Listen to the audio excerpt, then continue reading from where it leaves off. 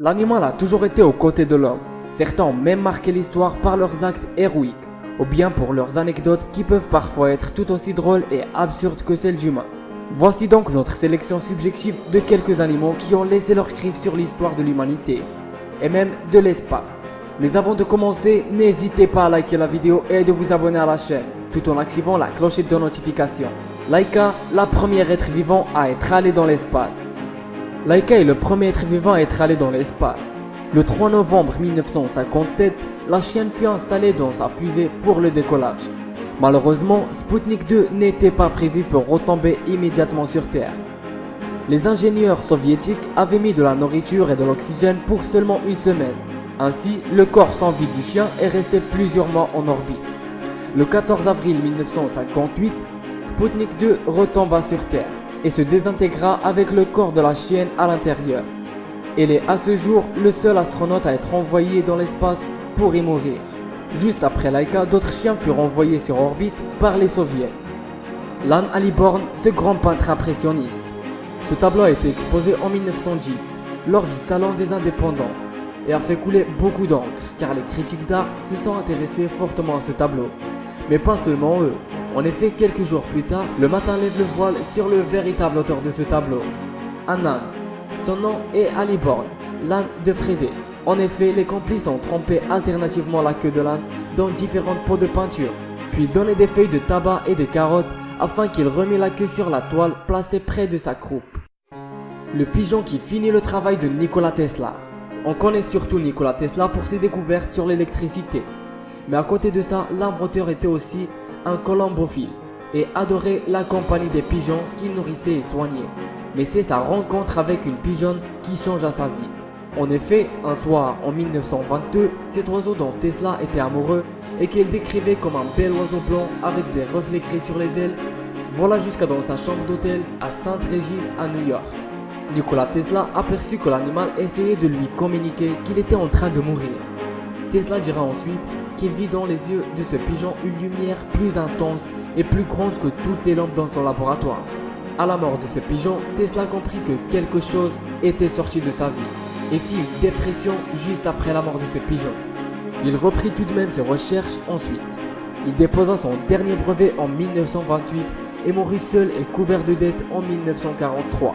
Un perroquet anti-révolutionnaire. Du 1er février au 12 juillet 1792 eut lieu un drôle de procès au tribunal révolutionnaire d'Arras. Celui du marquis de Vieville, de sa fille et de sa servante. Tous les quatre sont accusés d'être auteurs ou complices à la conspiration ourdite contre le peuple français et sa liberté. Mais alors, qu'est-ce qui a mené ces quatre personnes à dire qu'elles sont auteurs ou complices d'une conspiration? La réponse, leur perroquet. En effet, ce perroquet criait à tous les passants « Vive l'empereur, vive le roi, vive les nobles et vive les prêtres ». Ce perroquet fut même appelé à la barre pour témoigner. Sauf qu'arrivé là, le perroquet ne fit que se dandiner sur la barre, chose qui fait rire le public présent. Au final, seule la servante fut acquittée, mais elle fut quand même gardée en prison comme étant suspecte. Les autres eurent la gorge tranchée. On ne sait pas ce qu'il advint du perroquet ensuite. Certains disent qu'il fut exécuté en même temps que ses maîtres, grâce à une guillotine spécialisée créée pour sa taille. Il est à noter aussi que si le perroquet criait « Vive l'empereur », c'était parce qu'il a été acheté à Bruxelles, où c'était un empereur qui dirigeait le pays. Les chimpanzés qui ont tué le roi grec. Juste après la fin de la Première Guerre mondiale en 1919, la Grèce envahit une partie de la Turquie avec plusieurs offensives réussies du côté grec. À l'époque, la Grèce était sous le règne du roi Alexandre. Un jour, alors qu'il se promenait dans ses jardins, il fut assailli par des chimpanzés, dont un qui lui mordit la main. Quelques semaines plus tard, le roi mourra d'une septicémie, le chat qui a exterminé une espèce d'oiseau.